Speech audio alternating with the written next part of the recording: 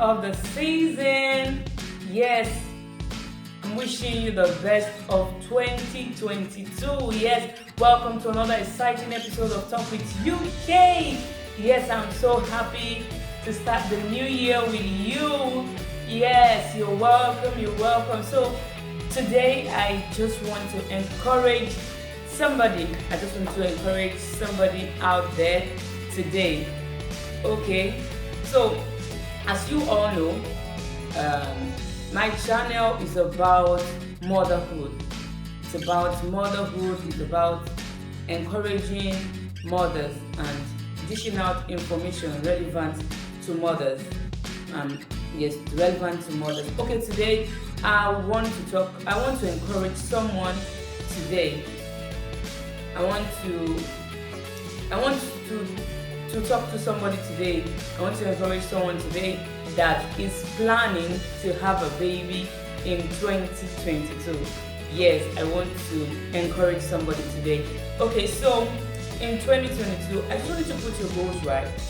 If you have plans to get married this year, if you have plans to get pregnant this year, if you've been trying to get pregnant since you got married, I think this video is for you. So stay tuned as I dish out this information. I believe that it will be helpful to someone.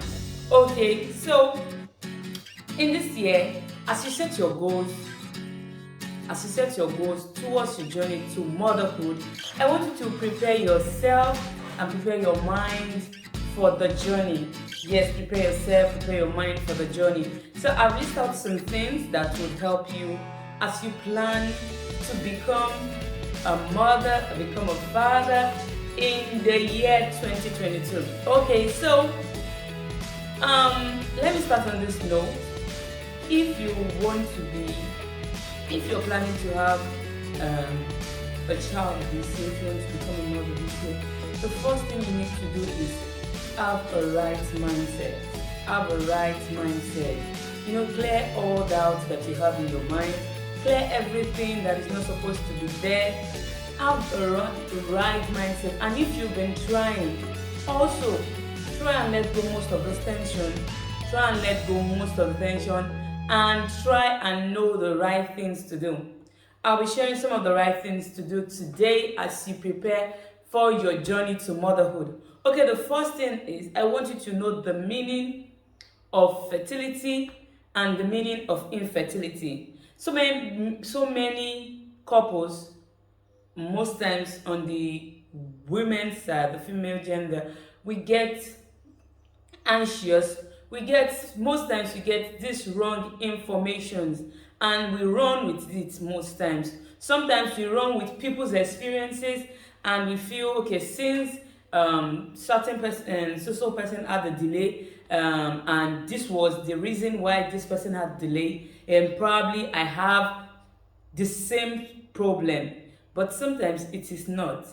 Sometimes you don't. Sometimes situations are not the same. Sometimes what we face are not the same. So would you just calm down or come home a little bit and stop comparing yourself? I want to stop this year. Don't compare yourself, because no situation is the same. No situation is the same. So this morning now, today I'll be sharing the differences between fertility and infertility. Yes, so that one would know what you're doing, so that you know what you're doing right and what you're not doing right. Okay, so infertility. Okay, fertility. Fertility is the ability as a woman. This is it's a layman definition. So fertility is a woman's ability to be able to conceive and have children. Now that conceive is subjective. It can be in any form. Okay, so it's subjective. So an infertility, let me put infertility this way. Infertility is the ability of a woman or a couple, not a woman rather, a couple to get pregnant. It's not just the woman that is involved, it's a couple the ability of the couple to be able to get pregnant within a year, and that within a year of adequate sex exposure. Now, you are not infertile until you adequately have sex and for 1 year. If you are not having sex adequately, that is, let's say, if you are expectant, that means you should be having it at least 3 times a week. At least 3 times a week. So if you're not having it 3 times a week and for a period of 1 year, you can't say you're infertile. That means you're not trying enough. You're not trying enough to be classified as infertile. Or if you are above 35, if you've been trying to get pregnant for for 6 months, if you are above 35 and you've been trying for 6 months, yes, then you have to visit your specialist. And even if you've been trying for a year for that 3 times a week and you're not, all you just need is to visit a specialist and they will rectify, they will tell you what your problem is. So until you are adequately having sex for the period of 1 year, at least 3 times a week, you can be classified as a woman that is infertile or couples that are infertile. Bear it in mind that it takes two to tango. It takes an egg and a vial sperm to get a woman pregnant. So you can't do it on your own. You can't do it all by yourself. I mean, one person. It takes two. So the two has to come together. You both have to come together to make this plan work this 2022. So I want you to put your goals right this year if you want to be a mother. That means if you've not been having adequate sex and you want to become a mother, you have to start. Yes, you have to start. You have to start. And another thing is, I want you to know that the womb, I've heard a lot of things over the years. Okay, let me not say over the years. Someone would think I am that old. Okay, for the past 1 year, I have had a lot. Okay, someone once chatted with me and she asked me if then I was still not ready. We got married and it was about 4 months into our wedding. And she started with me and she started asking me if I had this was from a good, yes, it was from a good heart. It was from a good heart. It was a good advice from her with our mind, with our intentions. Okay, our intentions were good. Okay, let me put it that way. Our intentions were good, but she asked me if I was pregnant, and I was like, no, not yet. And she kept advising me I should go check if my womb is, because of people's belief. She asked me to go check if my womb was okay and all. And people had this mindset that the womb could shift. The womb shifts. Okay, I don't know how to say this. I don't know if you heard it before, but they can tell you that your womb is not where it's supposed to be, that your womb has shifted. Okay, so I don't think that's true. You can make your research, but I believe that is not true. Now we have two types. The womb is either anteverted, that is, it's as in it's in the front like this, or retroverted.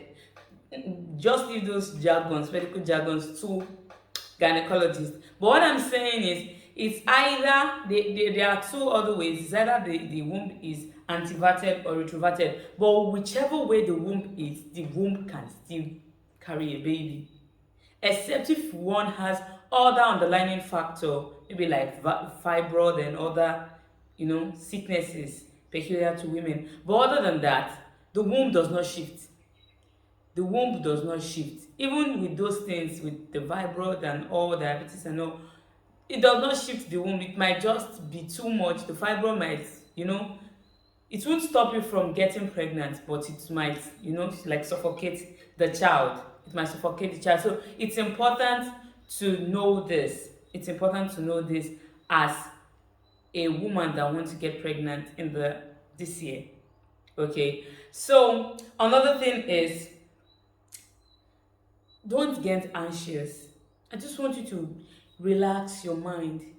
Get some of those junks you've heard over the years. Get them out of your head. All those irrelevant informations you've heard over the years, try and get them out. It's important to get those information. Spur them out. Just spit it out. Just, you know, get the right information. Okay, let me tell you this. While I was, okay, after, when we decided to start trying to have a baby, we started around August. So um I traveled. So while I was I traveled to Kwara. So while I was coming back, I saw my cycle, so my menstruation. So on getting home, I believe that, okay, oh, this is a perfect time. That was our first time of trying.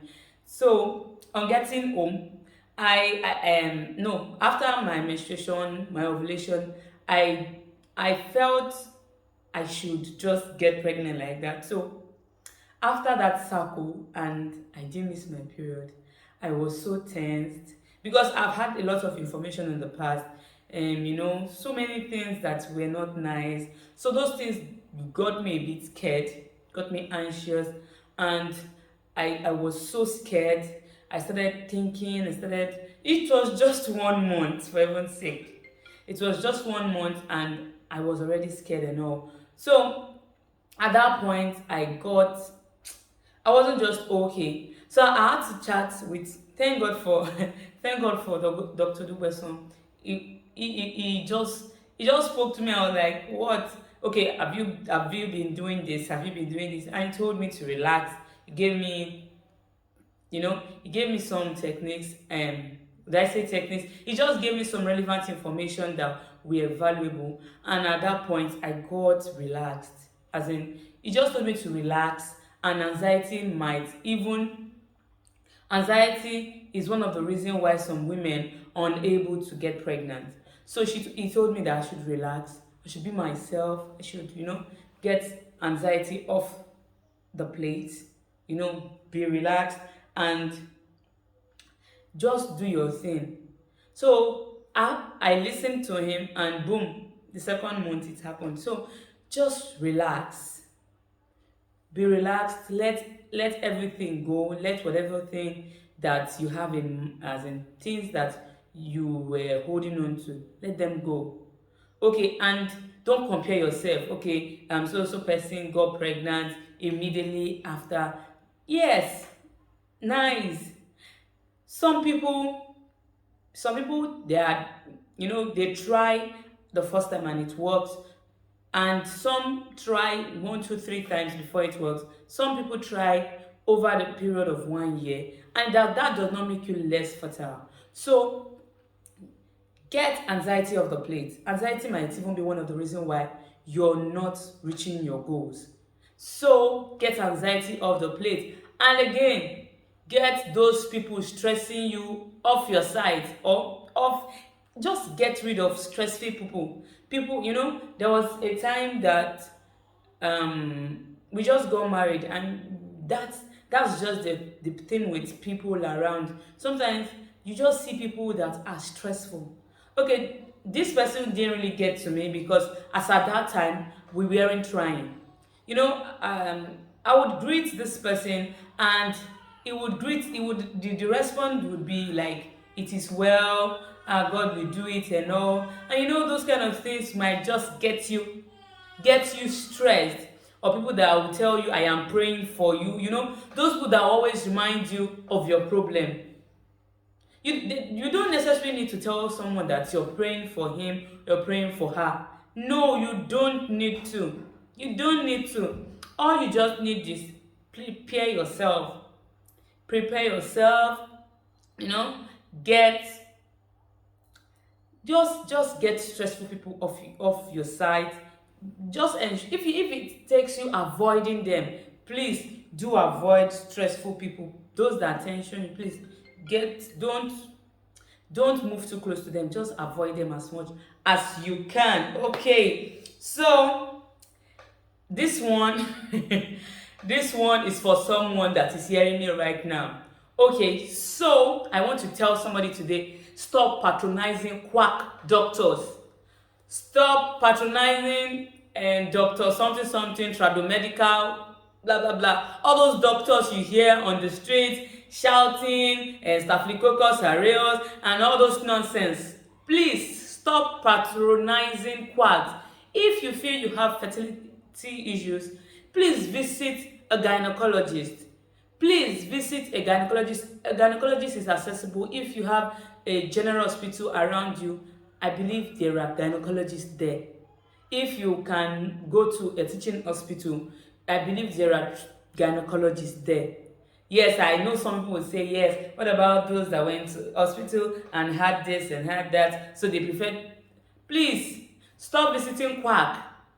There's nothing like womb shifting. There's nothing like womb massage. Funny enough, when they are massaging the womb, the so-called womb, they are massaging your stomach. In fact, I had a very terrible story during the week. The woman was so desperate. She has been trying to get pregnant, and she went to all this, all these womb adjusters. I don't know what they call them. All these traditionalists that believe in shifting or arranging the womb, and the woman technical as in, I don't know how that how someone can how can someone be that wicked. Like, you're not dilating, you're not, it's not as if you're in labor. Someone put her hand inside of you and started twisting things. She dipped her hand inside her and she believed that she was adjusting the womb. No, that is so bad. Stop patronizing quack. And after everything, she was still not pregnant. But to complicate the whole thing, she got infected through that. If you go to a hospital, the doctors will wear glove. At least they wear glove, at least to protect you from whatever germs is in the air. This woman did not even wear gloves, and her hand was dirty. She just did this. She just did this, and she just, that's so disgusting, even trying to imagine it. So I know a lot of women has gone through a lot of things trying to, trying to get pregnant, and I know it's not easy. But if you're going to do this in the year 2022, please do it the right way. Stop patronizing quacks. Stop patronizing quacks. There's nothing like womb massage. There is nothing like womb massage. I know someone might not want to believe this, but there's nothing like womb massage. So stop patronizing quacks. All these tradomedical, all these people that you will hear, irregular menstruation, it is caused by staphylococcus aureus. Please, those things does not exist. They are just trying to get into your head, and they get into your head because you need solutions. Please stop visiting quacks. Please stop visiting quacks. And I want to tell if you are on the big side, exercise. Exercise. If you've been told that you have excess fat in your body, please start exercising. Even before you start trying, please start exercising so you can shed off unwanted fat in the body.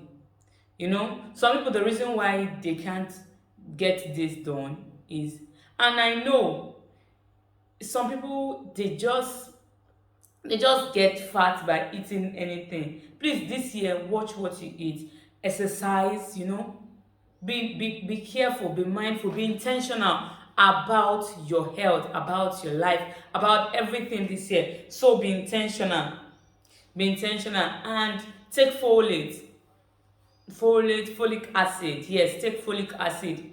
It's important. If you're planning to get pregnant, start taking your folate. Okay, now I want to clear this assumption.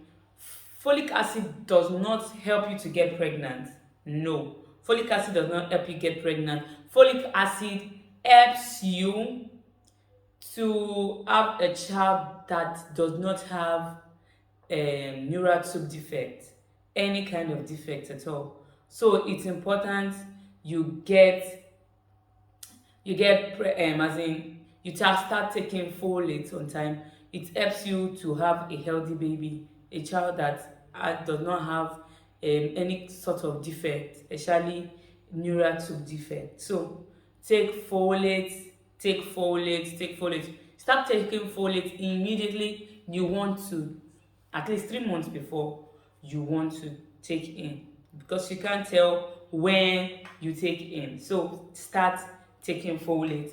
And also, as I said it earlier, and I'll still say it again, the proved way for anybody to get pregnant is by having sex. So yes, so keep having sex, keep having sex, keep having sex, and that will increase your chances of, yes, let me sound like all these adverts, all these network adverts, to increase your chances of having a baby in the year 2022. Have sex. Please, some people are fond of the habit of having a timetable. If you want to get pregnant, lose that timetable. Lose it. Just trash that timetable. Yes, you can fix in your timetable after you've gotten your goal. But for now, please lose it. Don't see it. In fact, trash it. Okay, so and another thing is eat well. Excuse me. Eat well, eat healthy, eat well, eat healthy. In the year 2022, eat well, eat healthy, eat well, eat healthy. Take all, in fact, be intentional about your health this year. Okay, this year I decided to cut off soda. Yes, and I am doing well already, because it's when you decided to stop doing something that you feel you're tempted more, the more. So this year I'm cutting off soda, I'm cutting off junk food. So you can do that too. So try and eat healthy, try and cut off junks from your food. Try and cut off junks from your food. Okay, so and okay, next thing is, I've said this before, but I would like to emphasize on it. Please don't compare yourself.